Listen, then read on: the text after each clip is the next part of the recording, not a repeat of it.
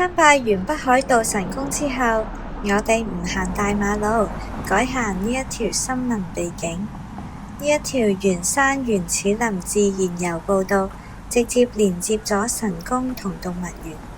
呢一片森林被列為國家天然紀念物，保留咗最原始嘅自然樣貌。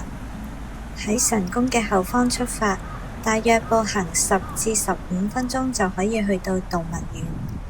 行入步道，瞬間就好似跌入咗宮崎駿電影裏嘅場景，四周都係高聳入雲嘅巨木，空氣裏面充滿芬多精嘅香氣。步道鋪設咗木棧道同平緩嘅泥土路，行起嚟非常輕鬆。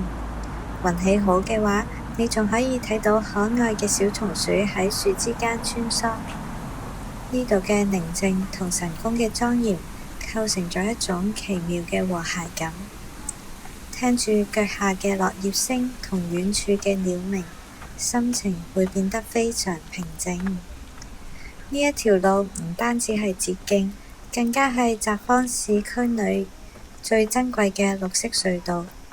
行入林蔭，圓山動物園嘅正門就會出現喺眼前。比起行石屎路，呢一段充滿野趣嘅小徑絕對更值得嘗試。